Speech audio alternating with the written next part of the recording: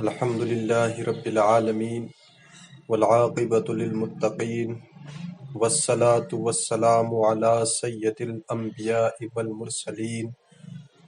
قال الله تبارك وتعالى في القرآن المجيد والفرقان الحميد. أعوذ بالله من الشيطان الرجيم. بسم الله الرحمن الرحيم. إن هذا القرآن يهدي للتي هي أقوم.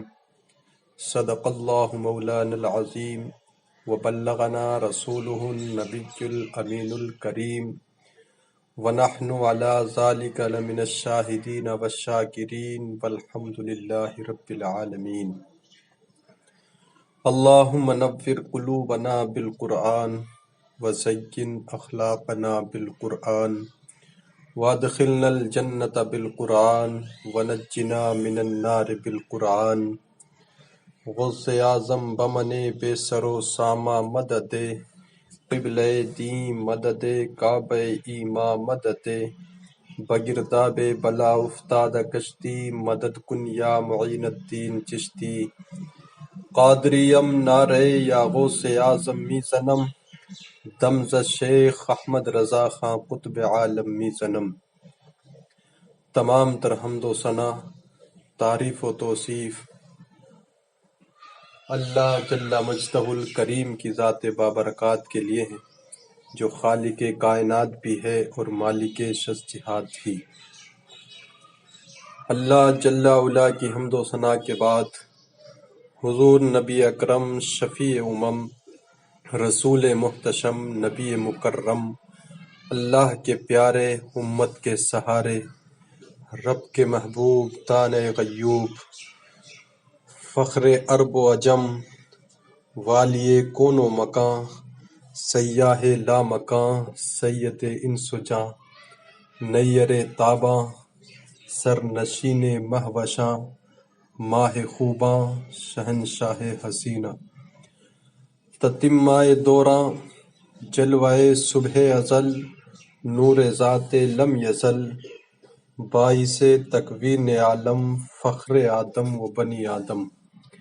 نیر بطحہ صاحب علم نشرہ معصوم آمنہ احمد مجتبی محمد مصطفیٰ صلی اللہ تعالی علیہ وسلم کے حضور ناز میں اپنی ارادتوں محبتوں کا خراج پیش کریں. اللہم صلی علی سیدنا و شفیعنا و مولانا محمد معدن الجود والکرم صلاۃ و سلام علیک یا رسول اللہ. رب کی حمد و ثنا و نبی کی بارگاہ میں درود و سلام کا نذرانہ پیش کرنے کے بعد واجب الاحترام برادران اسلام السلام علیکم ورحمۃ اللہ وبرکاتہ. قرآن مجید کے حوالے سے آج کچھ گفتگو مجھے آپ کے گوش گزار کرنی ہے. اللہ تعالیٰ جل شانہ کے محبوب نبی کائنات صلی اللہ تعالی علیہ وسلم کے سینے پر اترنے والی کتاب قرآن مجید وہ بابرکت کتاب ہے جس کا ایک ایک حرف نور اور روشنی سے بھرا ہوا ہے. اس کتاب میں ہدایت ہے اور اس کو کتاب ہدایت بھی کہا گیا ہے. رشد و ہدایت کا سرچشمہ ہے.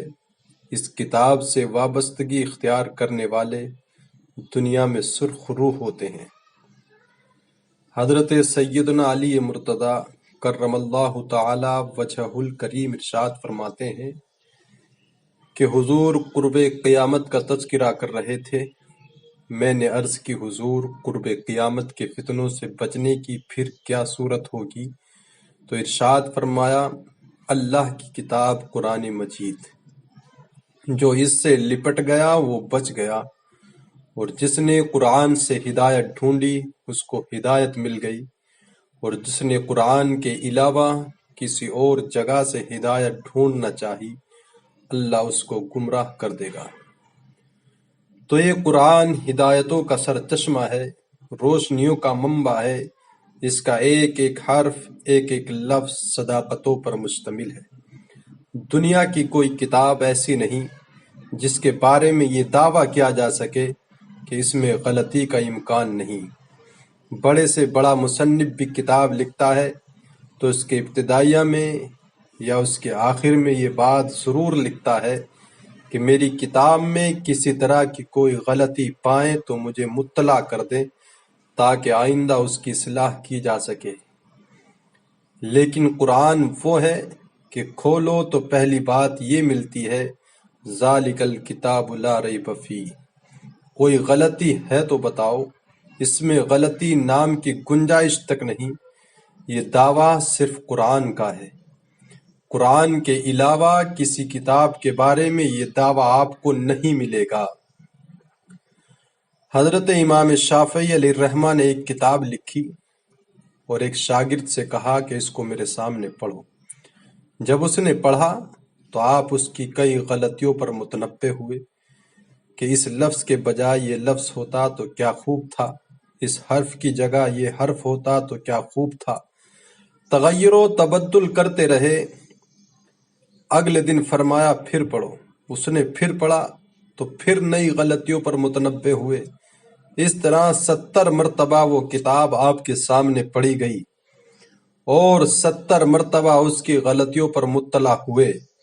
پھر اس کے بعد فرمایا دعہو، چھوڑ دو، شافعی کی کتاب اس قابل نہیں کہ اس میں غلطی کی گنجائش نہ رہے۔ یہ اعزاز صرف اور صرف اللہ کی کتاب قرآن مجید کو حاصل ہے کہ اس میں غلطی کی گنجائش اور غلطی کا امکان موجود نہیں۔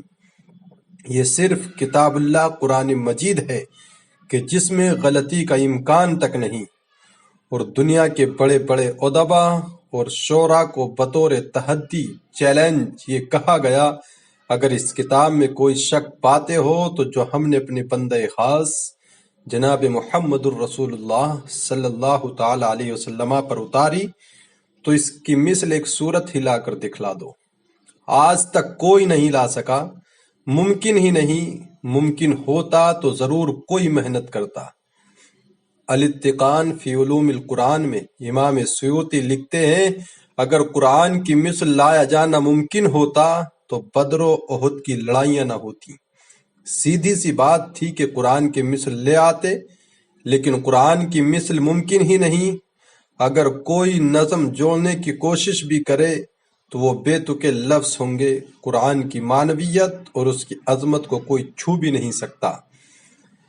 جس طرح پچھلے کچھ دنوں ہم نے سنا تھا ڈاکٹر سوروس نے الفرقان الحق کے نام سے 7 سال کی محنت سے کتاب تیار کر کے دعویٰ کیا کہ میں نے قرآن کے مقابلے میں ایک کتاب لوگوں کو پیش کی ہے۔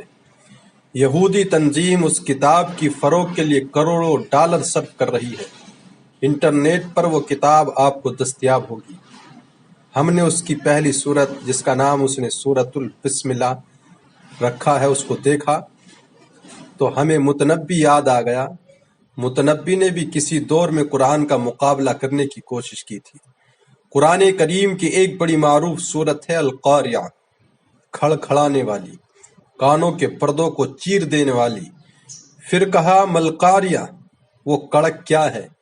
انسان پھر بھی سر جھکائے ہوئے، سمجھ، ہوش، خرد، فہم و ادراک سے بالا ہے۔ پھر کہا وما ادراک مل قاریہ، اپنے علوم پر ناز کرنے والے انسان تجھے کیا پتا کہ وہ قاریہ کیا ہے؟ یہ ہے قرآن کا اسلوب۔ اب متنبی نے بھی کوشش کی، وہ کہتا ہے الفیل ملفیل وما ادراک ملفیل، اور کہتا ہے میں قرآن کا مقابل لے آیا۔ اب فیل عربی میں ہاتھی کو کہتے ہیں۔ اب القاریہ ایک چیز رکھی گئی کھڑکھڑانے والی، نہ اس کو کسی نے سنا، نہ اس کا تصور کوئی دماغ میں لا سکتا ہے۔ انسان حیرت میں ڈوب گیا۔ پھر دوسرا سوال اس کے اوپر وارد ہوتا ہے ملقاریہ، حیرت ختم نہیں ہوتی۔ پھر کہا وما ادراک ملقاریہ، اور پھر بتایا کہ اس دن انسان پتنگوں کی طرح زمین پر بکھرے پڑے ہوں گے، کوئی کسی کا پرسان حال نہیں ہوگا۔ اللہ تعالیٰ پورے قہر و جلال میں ہوگا اور اللہ پوچھے گا این المتکبرون، تکبر کرنے والے کہاں ہیں؟ تو اس وقت کوئی سر نہیں اٹھا سکے گا۔ پھر فرمائے گا این الملوک، بادشاہ کہاں ہیں؟ تو کوئی سر نہیں اٹھائے گا۔ پھر حکم ہوگا اے انا الملک، میں بادشاہ ہوں، تکبر مجھے سیبا ہے۔ تو اس صورت میں قیامت کے دن کے نقشہ کھینچا گیا۔ اب متنبی کی بیتو کی باتیں بھی دیکھیے۔ الفیل، فیل عربی میں ہاتھی کو کہتے ہیں۔ جب کہہ دیا الفیل، بات ختم ہو گئی۔ پھر ملفیل، تم کیا جانو کہ ہاتھی کیا ہے؟ ارے بچہ جانتا ہے ہاتھی کیا ہے؟ لفظ تو جوڑنے بیٹھ گیا، لیکن معنویت کہاں سے لائے؟ تو کہا قرآن کی مثل لانے کی تم استطاعت ہی نہیں رکھتے۔ تیرے آگے یوں ہیں دبے لچے فصحا عرب کے بڑے بڑے، کوئی جان منہ میں زباں نہیں بلکہ جسم میں جان نہیں۔ 7 مہینے تک کعبے کی دیوار سے سورہ کوثر لٹکی رہی تھی، اور عرب کے بڑے بڑے شعراء، ادبا، قصیدہ نگار قرآن کی مثل لانے سے قاصر رہے۔ پھر ایک نے آگے اپنی طرف سے ایک جملہ لکھا، انا اعطینا کل کوثر فصلی لربک وانحر ان شانئک هو الابتر۔ اس نے اس کے آگے لکھ دیا ما ھذا کلام البشر، یہ کسی بشر کا کلام نہیں ہے، ورنہ اس کا مقابل ہم ضرور لاتے۔ دور دراز سے ایک شاعر آیا، اس نے دیکھا اور اش کر اٹھا، لیکن جب اس چوتھے جملے پر آیا تو حیران ہو گیا۔ اس نے چوتھے جملے پر ایک لکیر کھینچی اور آگے لکھا ولیکن ھذا کلام البشر، یہ 3 کسی بشر کے نہیں لیکن چوتھا کسی بشر کا ہی ہے۔ یہ قرآن کا اعجاز ہے، قرآن کی مثل کا لانا ممکن ہی نہیں۔ قرآن کی اخبار غیبی اخبار ہیں۔ قرآن نے جو کہا اس کی صداقتیں حرف بحرف ثابت ہو رہی ہیں، بلکہ اس دور میں اللہ تعالیٰ نے تحویل قبلہ کے متعلق ارشاد فرمایا سَيَقُولُ السُّفَهَاءُ مِنَ النَّاسِ مَا وَلَّاهُمْ عَنْ قِبْلَتِهِمُ الَّتِي كَانُوا عَلَيْهَا۔ ان قریب بے وقوف کہیں گے تمہیں قبلے سے کس نے پھیر دیا؟ یہ خبر قرآن نے دی اور یہ اعتراض یہودی اٹھانے والے تھے۔ اب قرآن نے کہا ان قریب بے وقوف کہیں گے تمہیں قبلے سے کس نے پھیر دیا؟ پہلے بیت المقدس کی طرف رخ کر کے نماز پڑھتے تھے، اب کعبۃ اللہ کی طرف رخ کر کے نماز پڑھتے ہو تم کیوں اس سے پھر گئے؟ یہ اعتراض یہودی کریں گے۔ انہوں نے اعتراض کیا نہیں بلکہ اعتراض کریں گے۔ قرآن نے پہلے ہی بیان کر دیا۔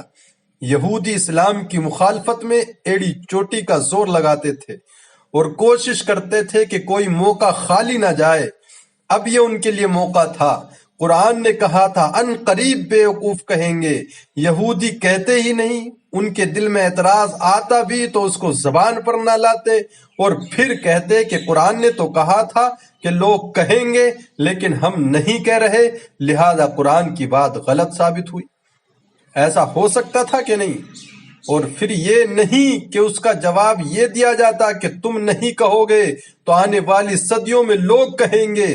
قرآن کے لفظ ہیں سَيَقُولُ السُّفَهَاءُ، سین اور صوفہ مستقبل قریب کے لیے آتا ہے، یہ نہیں کہ دور جا کر کے کہیں گے بلکہ ان قریب کہیں گے۔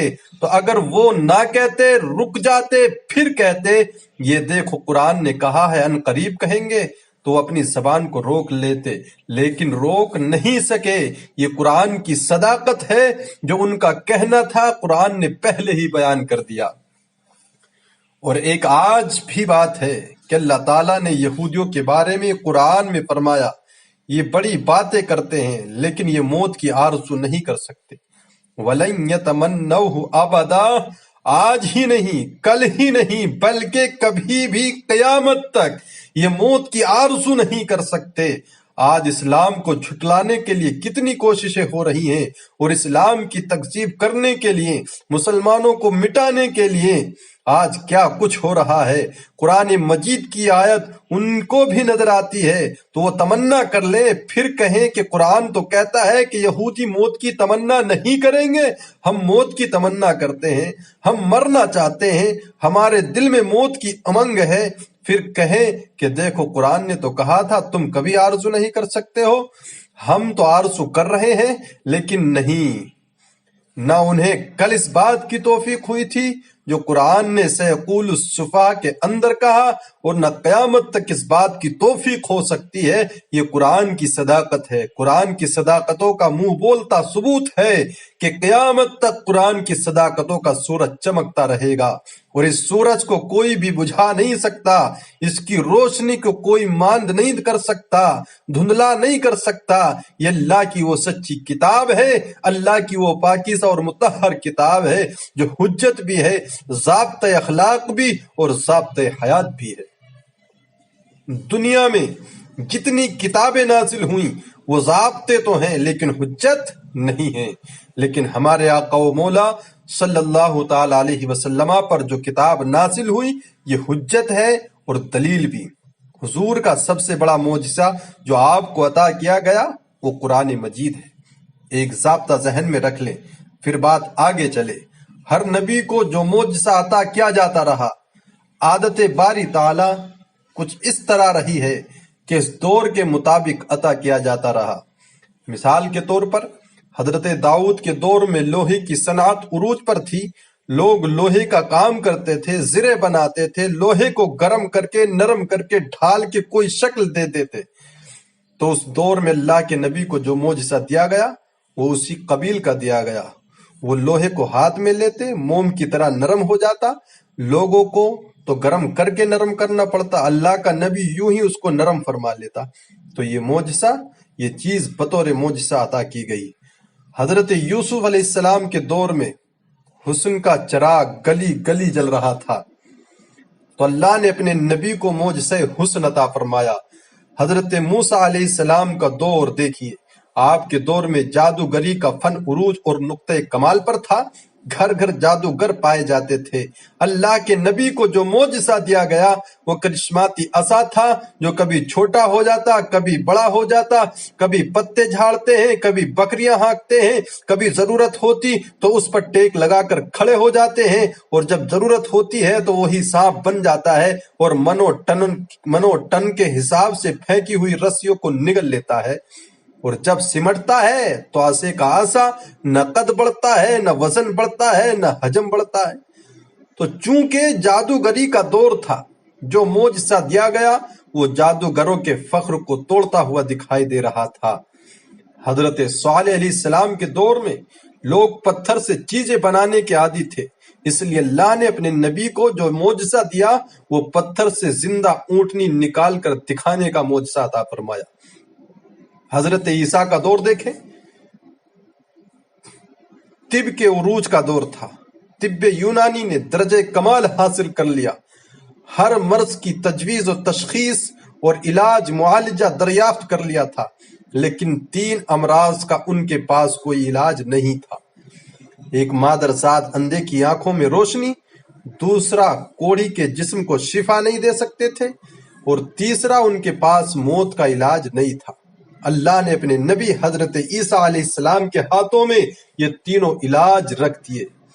وہ مادرزاد اندھے کی آنکھوں پر ہاتھ رکھتے ہیں، اس میں روشنی آ جاتی ہے، کوڑی کے جسم پر ہاتھ پھیرتے ہیں، اس کو شفا مل جاتی ہے، اور مردے کو ٹھوکر مارتے ہیں، اٹھ کر باتیں کرنے لگتا ہے۔ ہر نبی کو جو معجزہ دیا گیا اس دور کے مطابق دیا گیا، اور جب میرے اور آپ کے آقا جناب نبی کائنات صلی اللہ تعالی علیہ وسلم تشریف لائے تو زبان و بیان کا دور تھا، گھر گھر شاعر ادیب تھے، لوگوں کو اپنی زبان پر اپنے بیان پر ناز تھا۔ جو سب سے بڑا معجزہ حضور کو دیا گیا وہ معجزہ قرآن دیا گیا، اور پھر اس کی حفاظت اللہ نے اپنے ذمہ کرم پر لی۔ باقی کتابیں بھی تو اللہ کی تھیں، لیکن ان کی حفاظت اللہ نے اپنے ذمہ کرم پر نہیں لی، اس لیے کہ ان کتابوں کے بعد نئی کتاب کو آنا تھا۔ اگر ان میں تحریف ہو جاتی، ان میں کمی بیشی ہو جاتی تو نئی کتاب آ کر اس خلا کو پورا کر دیتی۔ اس لیے حضور کے سینے پر اترنے والی کتاب قرآن مجید کی حفاظت اس نے اپنے ذمہ کرم پر لی، اس کے بعد کوئی کتاب نہیں آئے گی، لہذا اس کے احکام غیر متبدل ہوئے۔ کتاب زندہ قرآن حکیم حکمت اولا یزا لستو قدیم، اس کی حفاظت اپنے ذمہ کرم پر لی، قیامت تک آنے والی نسلوں کے دکھوں کا مداوع اس کتاب قرآن مجید کے اندر رکھ دیا، اور اس کتاب سے وابستہ ہونے والا، اس سے روشنی اور نور لینے والا محروم نہیں رہ سکتا۔ یہ قرآن اللہ کا پیغام ہے جو امت کے نام مصطفیٰ کی وساطت سے دیا گیا ہے۔ اللہ تعالیٰ لوگوں سے قرآن مجید کے پردے میں گفتگو فرماتا ہے، بلکہ حضور نے ارشاد فرمایا، تم میں سے اگر کسی کا اللہ سے باتیں کرنے کو جی چاہے تو قرآن کھول کر بیٹھ جائے، کیونکہ تلاوت قرآن اللہ سے ہم کلام ہونا ہے، اللہ سے سرگوشیاں کرنا ہے، اللہ سے باتیں کرنا ہے۔ کاش ہم قرآن مجید کے مفہوم اور اس کے معنی و مطالب کو سمجھ کر پڑھنے کی کوشش کریں۔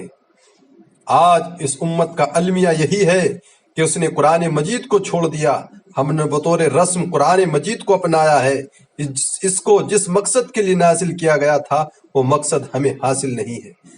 میں آپ سے ایک سادہ سا سوال کرنا چاہتا ہوں، آج کا بچہ انگلش میڈیم اسکول میں پڑھتا ہو، آپ 2 4 5 10 ماہ کے بعد اس کا امتحان لیں، وہ انگلش پھر پھر بولتا ہے، لہجہ بھی درست ہو، اسپیلنگ بھی درست ہو، لیکن آپ دیکھیں کہ اس کو معنی و مطالب سے آگاہ ہی نہیں، تو اس سے پوچھیں بیٹا اس کا ترجمہ کیا ہے، تو وہ کہے گا ٹرانسلیشن تو کرایا ہی نہیں جاتا۔ تو آپ ایسے اسکول میں اپنے بچے کو پڑھانا گوارا کریں گے جہاں لفظ سکھائے جاتے ہوں معنی نہ بتائے جاتے ہوں، جہاں ریڈنگ تو کرائی جاتی ہو لیکن ٹرانسلیشن نہ کرایا جاتا ہو؟ تو آپ کہیں گے کھاک پڑتا ہے، لفظ تو فر فر بولتا ہے، معنی مطالب نہیں جانتا۔ لیکن افسوس ہم تلاوت قرآن مجید پر ہی مطمئن ہو جاتے ہیں، اس کے پڑھنے ہی کو کافی سمجھ لیتے ہیں، اور اس کے مفہوم کیا ہے، مالک کا پیغام ہمارے نام کیا ہے، ہم اس کو سمجھنے کی زحمت گوارا نہیں کرتے۔ بسا اوقات ایسا ہوتا ہے قاری تلاوت قرآن پاک کر رہا ہے اور سننے والے جھوم رہے ہیں اور سبحان اللہ پکار رہے ہیں، اور قاری ان آیات کی تلاوت کر رہا ہے جن میں عذابوں کا تذکرہ موجود ہے۔ استغفر اللہ کہنے کا موقع تھا لیکن ہمیں پتہ ہی نہیں کہا کیا جا رہا ہے۔ ہمارے نام اللہ کا جو پیغام ہے ہم نے اس کو سمجھنے کی کوشش نہیں کی۔ اور یہ بات ذہن میں رکھیں، جتنی پختگی، جتنا اذعان قرآن کے دامن میں ہے آپ کو کہیں نہیں مل سکتا۔ قرآن کا ایک ایک لفظ صداقت پر مشتمل ہے۔ ہم اپنے بزرگوں کے جب حالات پڑھتے ہیں، انہوں نے قرآن کے حوالے سے جس انداز میں محبتوں کا اظہار کیا ہے، انسان سست اور حیران رہ جاتا ہے۔ حضرت جنید بغدادی نے اپنے مرید کو ایک صندوق دیا اور کہا بیٹا جاؤ اس کو دریائے دجلہ کی موجوں کے سپرد کراؤ اور سنو، اس کو کھول کر نہیں دیکھنا اس کے اندر کیا ہے۔ کامل مرید وہی ہوتا ہے جو اپنے شیخ کے راز کی حفاظت کرے۔ جنید بغدادی کے اس مرید نے صندوق کو سر پر اٹھایا، دریائے دجلہ کے کنارے پہنچا، اور جو ہی اس نے دریائے دجلہ میں اس صندوق کو پھینکا تو کیا منظر دیکھا کہ پانی پھٹ گیا اور صندوق کو اپنی آغوش میں لے لیا۔ بڑا حیران ہوا، واپس پلٹا، اپنے شیخ کی خدمت میں حاضر ہو کر عرض کی حضور اگر یہ منظر میری آنکھیں نہ دیکھتی تو میں یہ سوال ہرگز نہ کرتا، مجھے بتا دیا جائے کہ اس صندوق میں کیا تھا جس کے لیے پانی نے بھی راہیں چھوڑ دی، اور اگر وہ اتنی قیمتی اور اتنی مقدس اور بابرکت چیز تھی تو پھر آپ نے اس کو کیوں پھینکوا دیا؟ یہ میرے لیے ایک معمہ بن گیا ہے، جب تک آپ نہیں بتائیں گے مجھے قرار نہیں آئے گا۔ حضرت جنید بغدادی نے فرمایا بیٹا تم نے اپنی آنکھوں سے منظر ہی ایسا دیکھ لیا ہے، جب تک میں اس سے پردہ نہ اٹھاؤں تمہارا اضطراب دور نہیں ہوگا۔ فرمایا سنو، میں نے 12 سال کی محنت شاقہ سے تصوف کے رموز و قوامض پر ایک کتاب لکھی تھی، اور پھر 12 سال تک اس کی نوکو پلک سنوارتا رہا کہ اس کا کوئی جملہ شریعت کے مزاج سے ہٹ کر نہ لکھا گیا ہو، اور پھر 12 سال میں سوچتا رہا کہ اس کتاب کو لوگوں تک پہنچاؤں کہ نہ پہنچاؤں۔ آج 36 سال بیت گئے، میں نے سوچا ہے کہ قرآن کے ہوتے ہوئے لوگوں کو جنید کی کسی کتاب کی ضرورت نہیں۔ یہ وہ کتاب تھی جو میری 36 سال کی کمائی تھی، میں نے دریا برد کر دی کہ قرآن کے ہوتے ہوئے لوگوں کو جنید کی کسی کتاب کی ضرورت نہیں۔ قرآن اتنی کافی اور وافی ہے شفا دیتی ہے، روشنی بانٹتی ہے، نور دیتی ہے، ایک ایک حرف صداقتوں پر مشتمل ہے، اس کے ہوتے ہوئے کسی کتاب کی ضرورت نہیں ہے۔ اور اللہ اکبر، قرآن بھی کہہ رہا ہے فَبِأَيِّ حَدِيثٍ بَعْدَهُ يُؤْمِنُونَ، قرآن کے بعد اب کس کا انتظار کر رہے ہو؟ اور آقا کریم صلی اللہ تعالی علیہ وسلم نے بھی ارشاد فرمایا میں تمہارے پاس دو چیزیں چھوڑے جا رہا ہوں، مضبوطی سے تھام لو، کبھی گمراہ نہیں ہوگے۔ ایک اللہ کی کتاب اور دوسری نبی کی سنت۔ کتاب دین کی تھیوری ہے اور سنت اسلام کا پریکٹیکل ہے۔ اگر کسی کو تھیوری دیکھنی ہو تو قرآن کو دیکھ لے، اور اگر پریکٹیکل دیکھنا ہے تو نبی کی سنت کو دیکھ لے۔ حضرت ام المومنین عائشہ صدیقہ سلام اللہ تعالی علیہ فرماتی ہیں کانا خلقہ القرآن، قرآن حضور کے اخلاق ہی کا نام ہے۔ حضور کے اخلاق کو دیکھنا ہو تو قرآن کو دیکھ لو، اور قرآن کا عملی ثبوت دیکھنا ہو تو مصطفیٰ جان رحمت کو دیکھ لو۔ قرآن ہماری ضرورت کی کفالت کرتا ہے، کاش ہم اس کو اس نظر سے دیکھیں جس نظر سے دیکھنے کا تقاضا ہے۔ ہم نے اس کو طاقوں میں سجا لیا، اس کے اوپر ریشمی گلاب چڑھا لیے، اس پر خوشبو لگا دی، اس کے اندر مور کے پر رکھ لیے، اور اس کو ہم نے اونچی جگہ پر رکھا۔ ہم نے اس کے نام کی قسمیں بھی کھائیں، اس کا بھی انکار نہیں کہ قرآن مجید کے الفاظ دم کر کے کسی مریض کو پلائیں، لیکن قرآن مجید کے نزول کا جو بنیادی مقصد ہے وہ ہم حاصل نہیں کر پائے۔ اس بات کا انکار نہیں ہے کہ قرآن مجید تلاوت کر کے مرنے والے کی روح کو ایصال ثواب کیا جائے تو ان کی قبر میں نور اترتا ہے، اس کے شواہد موجود ہیں۔ اس بات کا بھی انکار نہیں ہے کہ قرآن مجید کے الفاظ دم کر کے کسی کو پانی پلائیں تو اس کی بیماریاں صاف ہوتی ہیں۔ اس کا بھی انکار نہیں کیا جا سکتا کہ قرآن مجید کے نور کے مقابلے میں کوئی ناری مخلوق، کوئی جن بھوت نہیں ٹھہر سکتا۔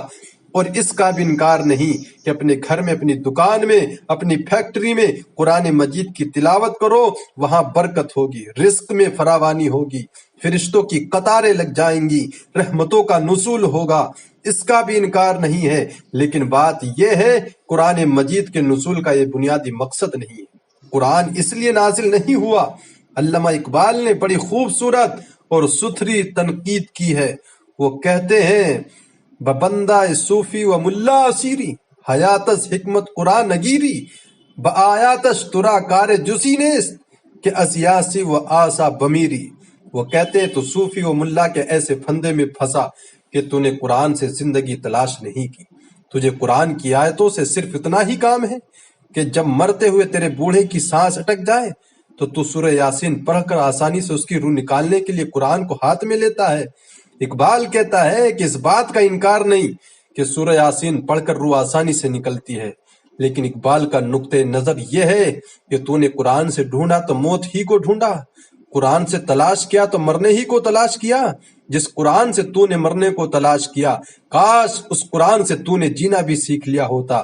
جس قرآن سے تو نے مرنے کی سہولتیں ڈھونڈی، اس سے تو نے جینے کا سلیقہ ڈھونڈ لیا ہوتا۔ ہم نے قرآن سے موت کو ہی تلاش کرنا چاہا۔ آؤ قرآن کے دامن میں جو روشنیاں ہیں، قرآن کے دامن میں جو زندگیاں ہیں، قرآن کے حرف حرف کے اندر جو حیات کے اصول رکھے گئے ہیں، جینے کے جو طریقے سکھائے گئے ہیں، ان سے روشنی اور نور حاصل کر کے اپنی زندگیوں کو سنوار لو۔ قرب قیامت کے فتنوں کا تذکرہ کرتے ہوئے نبی رحمت صلی اللہ تعالی علیہ وسلم نے ارشاد فرمایا ایک وقت آئے گا اسلام صرف نام کا رہ جائے گا، اور مسجدیں زیب و زینت کے لحاظ سے تو آباد ہوں گی لیکن ہدایت کے نور سے خالی ہوں گی۔ کیا آج وہ وقت نہیں آ گیا؟ قرآن کو ہم صرف رسم کے طور پر پڑھ رہے ہیں، قرآن کریم کے مفاہیم و مطالب سے ہمیں آگاہی نہیں ہے، اس پر عمل کرنے کی ہماری کوشش ہی نہیں، ہم اپنی زندگی اور اپنے معاشرتی نظام کو قرآن کے مطابق ڈھالنے کی کوشش میں لگتے ہی نہیں۔ کاش یہ معاشرہ قرآنی معاشرہ ہو جائے تو زندگی کے سارے دکھ ختم ہو جائیں۔ تکلیف اور مصیبتیں اس لیے ہیں کہ ہم قرآن سے ہٹے ہوئے ہیں۔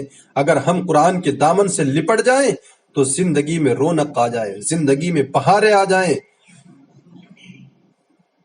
ہر سمت محبتوں کے پھول کھل اٹھیں اور نفرتیں خود بخود ختم ہو جائیں۔ لیکن ہم نے قرآن کو بطور رسم اپنایا۔ لا یبقى من القرآن الا رسمہ، قرآن کو رسم کے طور پر ہم پڑھ رہے ہیں، ورنہ یہ قرآن تو مردہ دلوں میں روح پھونکنے والا ہے۔ وہ جو قتل کرنے کے منصوبے تیار کر کے گھر سے نکلتے ہیں، ہاتھ میں تلوار لیتے ہیں کہ آج بانی اسلام کا قلعہ قما کر دیں گے، سورہ طٰہٰ کی ابھی چند آیتیں ان کے کانوں میں پڑتی ہیں تو ان کے سارے پروگرام بدل کر رہ جاتے ہیں۔ جو بانی اسلام کے چراغ کو غل کرنے کا ارادہ لے کر گھر سے نکلتے ہیں، گلے میں پٹا ڈالا ہوا ہے، بہنوئی کے ہاتھ میں دے کر کہتے ہیں مجرم بنا کر حضور کی خدمت میں پیش کر دو۔ یہ قرآن کی تاثیر تھی، اور پھر قرآن نے ان کے اوپر ایسا اثر کیا، پھر ان کی زبان سے قرآن کا جو نغمہ پھوٹا، لوگوں کی تقدیر بدلتا چلا گیا۔ حضرت عمر فاروق کا دور وہ دور ہمایوں ہے۔ مسجد نبوی میں عورتیں بھی نماز پڑھتی ہیں اور مرد بھی نماز پڑھتے ہیں۔ مرد زمانہ اور فتنے کے اندیشے سے حضرت عمر فاروق اعظم کے دور میں عورتوں کو مسجد میں نماز پڑھنے آنے سے منع کیا گیا، ورنہ پہلے مردوں کی صفیں، پھر بچوں کی، پھر عورتوں کی صفیں ہوا کرتی تھی۔ حضرت عمر کا کچھ دور گزرنے کے بعد اس کی ممانعت ہو گئی۔ ایک عورت ہے جسے اللہ نے حسین شکل و صورت سے نواز رکھا ہے، وہ نماز پڑھنے آتی ہے۔ ایک نوجوان راستہ روک کر کھڑا ہو جاتا ہے، 2 4 5 مرتبہ اس نے اس کی مزاحمت کے انداز کو دیکھا۔ ایک دن رک کر پوچھا تیرا کیا مسئلہ ہے؟ اس نے اپنے قلب کی خواہش کا اظہار کیا کہ میں تیرا متوالا ہوں، تیرا چاہنے والا ہوں، تیری ایک ایک ادا پہ 100 جان سے قربان ہونے کے لیے تیار ہوں۔ اس نے کہا میری ایک شرط پوری کر دے، میں تیری ہر خواہش اور ہر بات مانوں گی۔ اس مرد نے کہا جلدی کہو، میں تمہارے لیے آسمان سے تارے بھی توڑ لاؤں گا۔ اس عورت نے کہا میری کوئی لمبی خواہش نہیں، میری ایک ہی آرزو ہے کہ 40 دن تک عمر فاروق اعظم کے پیچھے نماز پڑھ لو، اس کے بعد جو کہو گے میں ماننے کے لیے تیار ہوں۔ تو اس نے کہا یہ کون سی مشکل شرط ہے، یہ بڑا آسان ہے، اس سے اگر تو مل جاتی ہے تو میرے لیے 40 دن کی نمازیں تو کیا، میں 40 سال گزارنے کے لیے تیار ہوں۔ خیر 40 دن مسلسل نمازیں چلتی رہیں۔ جب 40ویں دن کی آخری نماز پڑھ کر وہ نوجوان واپس جا رہا ہے، اسی جگہ یہ عورت حسب وعدہ کھڑی ہے۔ یہ نظریں جھکا کر گزرنے لگا۔ اس نے کہا میں وعدے کے مطابق کھڑی ہوں۔ کہا اب تیری ضرورت نہیں ہے۔ عمر نے دل کا تعلق رب سے جوڑ دیا۔ اگر 40 سال لوگ ہمارے پیچھے نماز پڑھتے رہیں اور ان میں تبدیلی نہ آئے تو ہمیں سوچنا چاہیے کہ 40 سال ہو گئے، ایک بندہ ہمارے پیچھے نماز پڑھ رہا ہے، اس میں تبدیلی نہیں آ رہی۔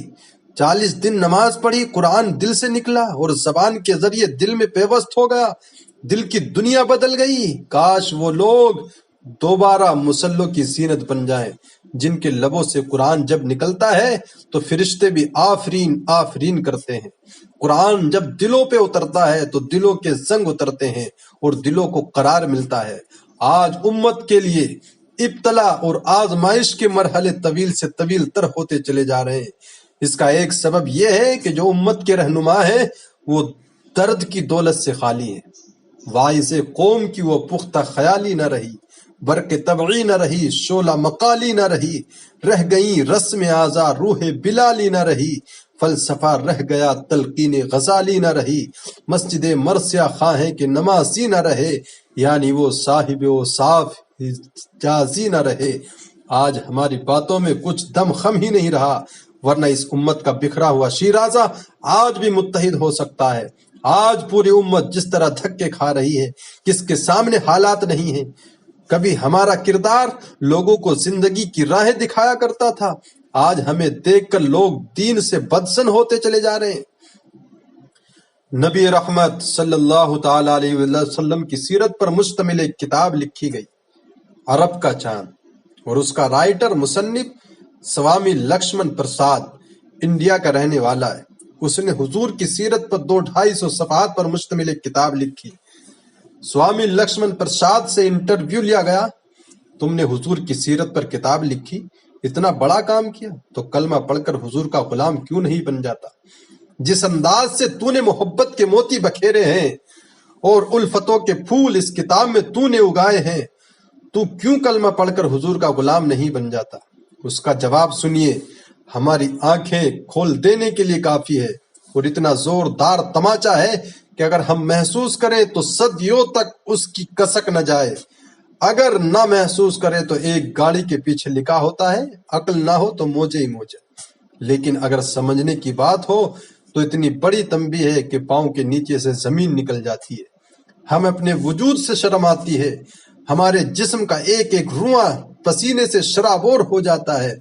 سوامی لکشمن پرساد نے جواب دیا، جب میں حضور کی سیرت پر کتاب لکھنے بیٹھا تو بڑی بڑی امہات کتب سیرت کو پڑھا اور اس کے نتیجے میں نے یہ کتاب تیار کی۔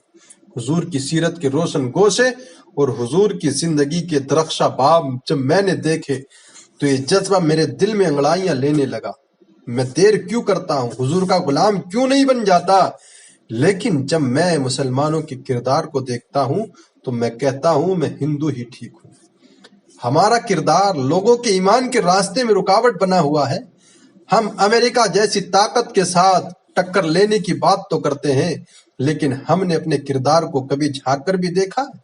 جس بستی اور جس شہر جس ملک کی حالت یہ ہے، واٹر کولر کے اوپر لگے ہوئے جو گلاس ہیں وہ بھی زنجیروں سے باندھے ہوئے ہیں، وہ قوم امریکہ جیسی قوم سے ٹکر نہیں لے سکتی۔ مسجدوں کی لیٹرینوں کے گندے لوٹے بھی زنجیروں سے باندھنے پڑتے ہیں، اور جس قوم کا یہ کردار ہے کہ وہ قوم پنپ سکتی ہے؟ کیا وہ نشو نما پا سکتی ہے؟ ہم اس قدر گرے ہوئے ہیں کہ ہماری لیٹرینوں کے گندے لوٹے بھی باندھ کر رکھنے پڑتے ہیں، ورنہ ہم اتنے بڑے چور ہیں کہ وہ بھی اٹھا کر لے جائیں۔ تو جس قوم کا یہ حال ہو وہ دنیا کی طاقتور قوموں کی آنکھوں میں آنکھیں ڈال کر بات کر سکتی ہے کیا؟ آج ہمارا المیہ یہ ہے، ہمارے پاس سب کچھ ہے، لیکن ہمارے پاس ایمان کی وہ حرارت نہ رہی، وہ دیانت نہ رہی، وہ روشنی اور نور نہیں رہا، ہمارے پاس وہ اجالے نہیں رہے۔ قرآن مجید نے ہمیں زندگی گزارنے کا جو سلیقہ دیا ہے، ہمارے پاس وہ سلیقہ نہیں رہا۔ ہماری زندہ لاشیں لوگوں کے ایمان کے راستوں میں رکاوٹ بنی ہوئی ہیں، ورنہ ہم اپنے صدر اسلام میں دیکھتے ہیں اور بعد کی کہانیاں پڑھتے ہیں تو دنگ رہ جاتے ہیں۔ ارے امام محمد کا جنازہ اٹھتا ہے تو ایک یہودی جنازے کی چارپائی کو کاندھا دینے کی خواہش کرتے ہوئے آگے بڑھتا ہے، اور جو ہی کاندھا امام محمد کی چارپائی کو چھوتا ہے تو اس کے لبوں پر کلمہ جاری ہو جاتا ہے۔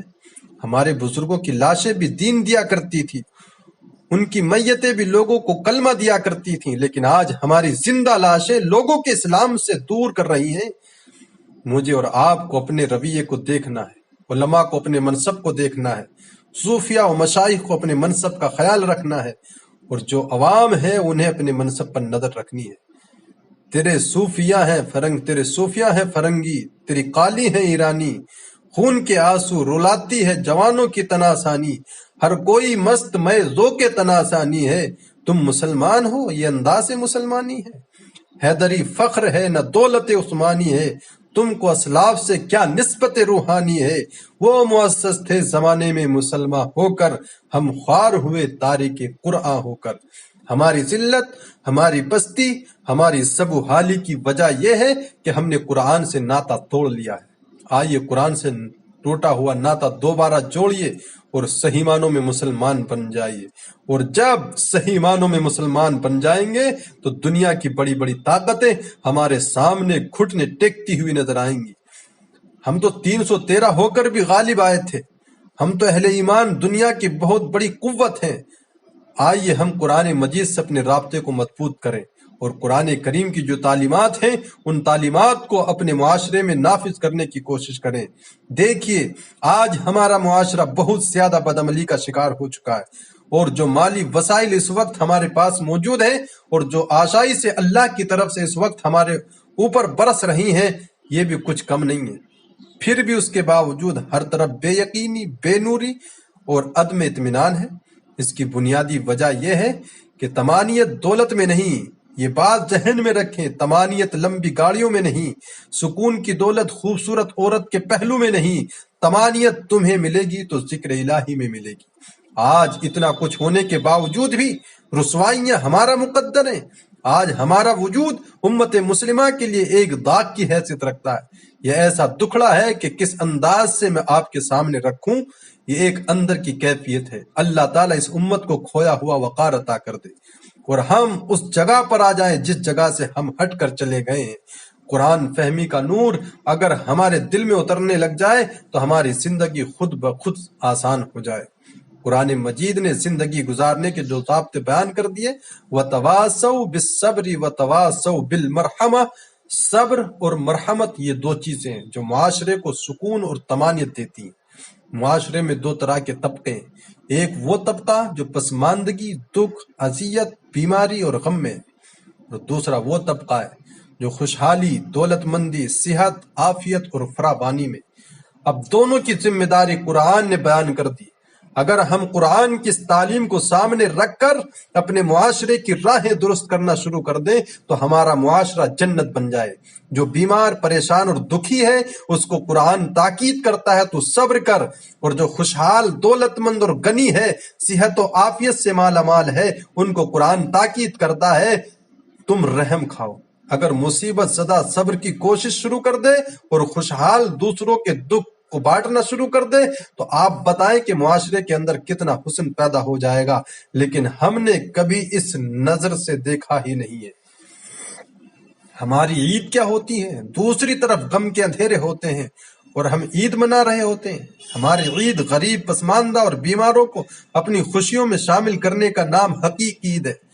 اپنی خوشیوں کو خرید لینا، اپنی خوشیوں کا متوالا ہو جانا، یہ ایک مومن کا مزاج نہیں۔ مومن کا مزاج تو یہ ہونا چاہیے کہ وہ دوسروں کو ساتھ لے کر چلے۔ عید کے دن کلیجہ پھٹتا ہے جب ایک طرف امیر کا بگڑا ہوا بچہ گولڈن سیب کا ایک ٹکڑا کاٹ کر دوسرا کتے کے آگے ڈال رہا ہوتا ہے، اور دوسری طرف کسی بیوہ غریب کا بچہ ٹھیلا لگا کر آلو چھولے بیچ رہا ہوتا ہے۔ بچوں کے جذبات تو ایک جیسے ہوتے ہیں، وہ ایک جیسے سوچتے ہیں۔ ہر بچہ بچپن میں بادشاہ ہوتا ہے۔ اگر امیر کا بچہ کھیلنے کو چاند مانگتا ہے تو یہ خواہش غریب کے بچے کی بھی ہوتی ہے۔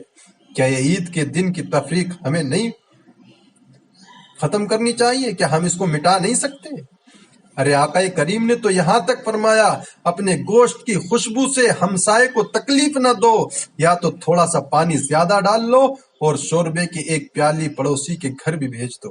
اگر ایسا نہیں کر سکتے تو ایسے وقت میں گوشت بناؤ کہ ہمسائے کے بچے سو چکے ہوں، کیونکہ اگر وہ مچل پڑے اور وہ ضد کر بیٹھے اور غریب باپ ان کی ضد کو پورا نہ کر سکا تو پھر ان کے دکھوں کا مداوع کس کے پاس ہے؟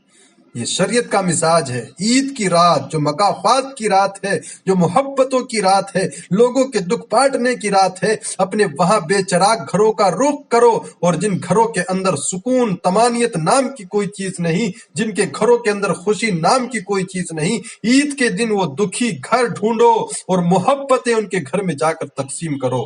اپنی خوشیوں میں اگر ان کو شامل کر لیتے ہو تو یہ قرآن کا مزاج ہے۔ وَتَوَاصَوْا بِالصَّبْرِ وَتَوَاصَوْا بِالْمَرْحَمَةِ۔ غریب پسماندہ طبقہ بھی واویلا نہ کرے، اگر دکھ آ جائے تو دکھ کو برداشت کرے۔ اللہ نے دکھ پر صبر کرنے پر بھی اجر رکھا ہے۔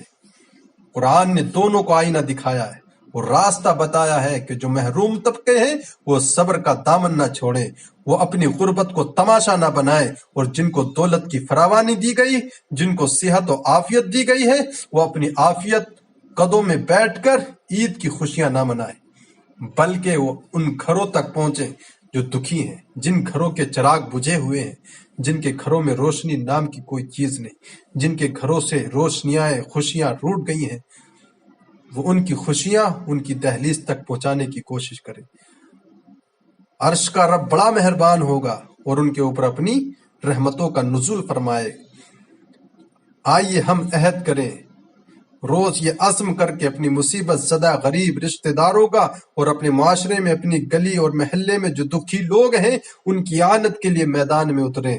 یقیناً یہ بہت بڑی نیکی ہے۔ کسی مفکر نے کہا کہ آپ اپنی آسائش نہ چھوڑیں، نمائش چھوڑ دیں تو غریبوں کے دکھ ختم ہو جائیں، لیکن ہم نے کبھی اس نقطۂ نظر سے نہیں سوچا۔ ہم معاشرے کی اس اونچ نیچ کو ختم کرنے کے لیے عملی طور پر کوشش کریں۔ یہ ایک اہم پیغام تھا، میں آپ تک پہنچانا چاہتا تھا۔ اس پیغام کو لے لیں، پلے باندھ لیں اور اس کو گلی گلی پہنچانے کی کوشش کریں اور معاشرے کے دکھ بانٹیں۔ یہی بہت بڑی نیکی ہے۔ اللہ تعالیٰ مجھے اور آپ کو توفیق عمل عطا فرمائے۔